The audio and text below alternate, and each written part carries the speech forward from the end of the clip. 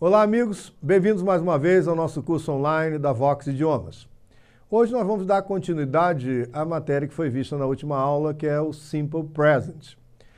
Simple Present é um tempo que indica presente simples, a nomenclatura indica presente simples e equivaleria ao nosso presente do indicativo. Quando eu digo assim, eu bebo, nós bebemos, a gente fala I drink, you drink. Eu gostaria de lembrar mais uma vez que nós vamos falar hoje da forma negativa deste verbo. Ou seja, quando a gente fala assim, eu não bebo, nós não bebemos. Ora, eu tenho que lembrar um pouquinho do que nós vimos na última aula, para você poder voltar a essa matéria e entender mais detalhadamente. Eu disse para vocês que a gente faz o Simple Present partindo de uma fórmula básica. A gente pega aquele verbo que nós vamos conjugar, tiramos o to e colocamos um sujeito no lugar dele. Essa é a fórmula básica. Então eu falo assim, por exemplo, o verbo to work. Eu boto I work, you work, Márcio work, Maria work. Esta é a fórmula básica que a gente manipulará para transformar ela também em passado, futuro ou condicional. Nós vimos na nossa última aula que a forma afirmativa no presente é a fórmula básica, acrescentando apenas nas terceiras pessoas do singular, no he, no she, no it, a gente acrescenta S, ok? A gente coloca um S lá no works, vira works, por exemplo, he works, e sabe que aquele ali está no presente. Agora, como é que a gente faz a forma negativa? Como a gente fala, eu não trabalho? Há um tempo atrás, numa aula lá atrás, eu falei do no e do not. Estão lembrados disso? Na aula que nós tratamos do imperativo, eu falei que not é o não que nós utilizaremos na nossa língua inglesa quando se tratar de norma culta e a gente estiver trabalhando com verbos. O not é o não que se utiliza com verbos. Né? Então, olhando no nosso quadro, né, se você for observar o que aparece na nossa tela, você vai ver lá. Há um sujeito, I, you, he, she, it, como primeira palavra, na primeira colunazinha. Lá no final tem a palavra work, work, work, work, work, work, de cima e embaixo. Ou seja, o que é aquilo ali? A fórmula básica. Ok? Fórmula básica. Sujeito, verbo no infinitivo sem o to. Em português, seria muito fácil. Eu falaria assim, eu não trabalho. Botava um não ali. Como é que é não em inglês? Not, not, not, not, not. Bastou colocar o não para você saber que é eu não trabalho. Olha só, a fórmula básica será usada para fazer presente, passado, futuro e condicional. E aí, o que acontece? Eu já havia dito lá atrás que quando um não está numa frase no presente, ele não vem sozinho, ele vem com do na frente dele.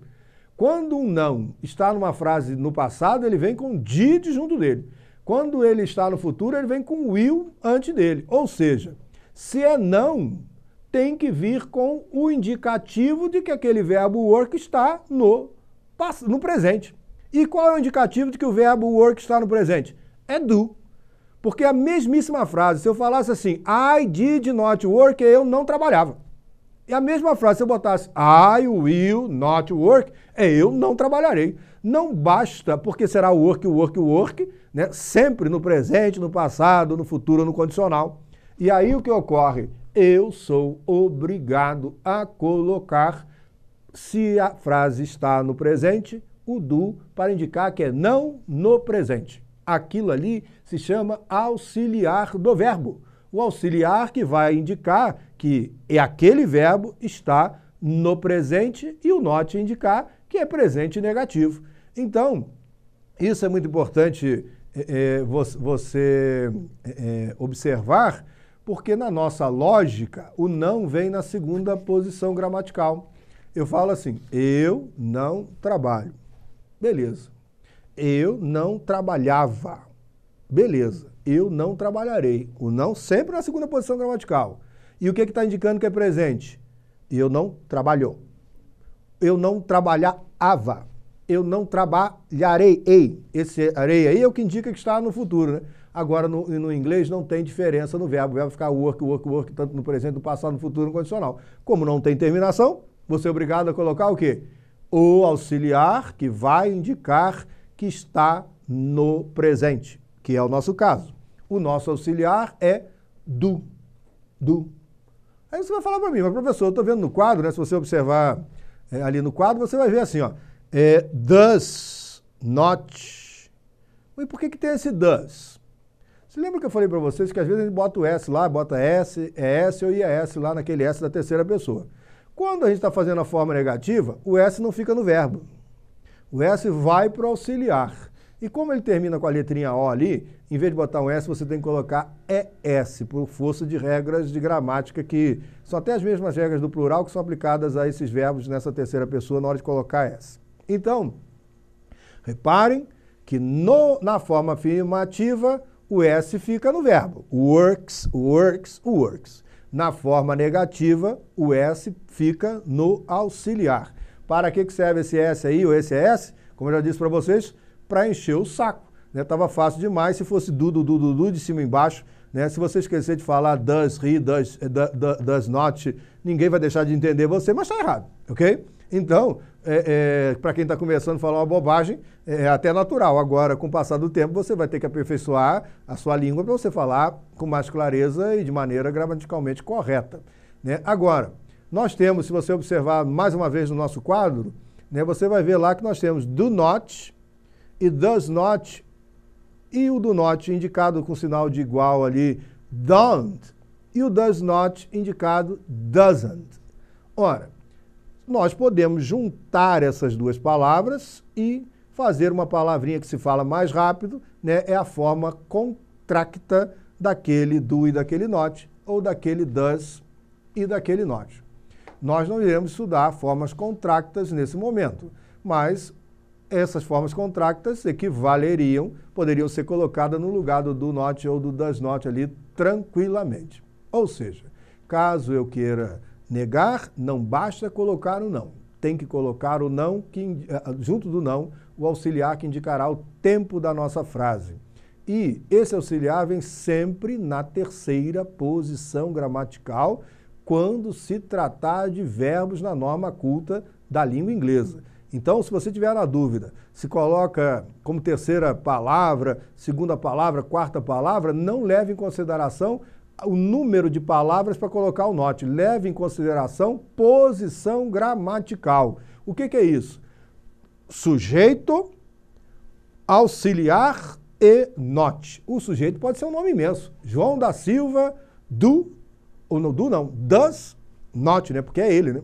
Ora, então o que ocorre? Lembre-se sempre, veja quem é o sujeito, pode ser um sujeito composto, depois eu vejo o auxiliar e depois do auxiliar eu coloco o nosso not. O not, quando se trata de verbos, vem sempre na terceira posição gramatical. Pode aparecer uma palavrinha aí, numa questão mais anômala que nós veremos mais adiante, mas a princípio, pela regra geral, pela norma culta da língua, você coloca o not na terceira posição gramatical. Terceira posição gramatical não significa terceira palavra. Estão lembrados lá do imperativo? Quando eu falo lá no imperativo, do not work, não trabalhe. Não trabalhe.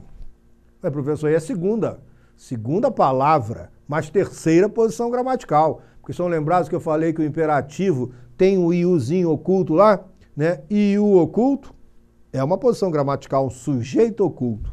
Do not, ok? E mais uma dica para vocês. O imperativo negativo, assim como o imperativo afirmativo, se nós colocássemos o you, seria confundido com o presente, né?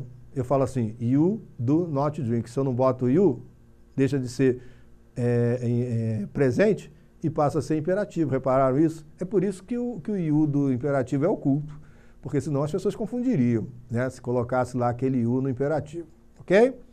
Bom, espero que vocês tenham entendido essa aula. Consulte o material que se encontra no site, faça as tarefas que lá se encontram e até a próxima aula, né, no nosso curso online da Vox Idiomas.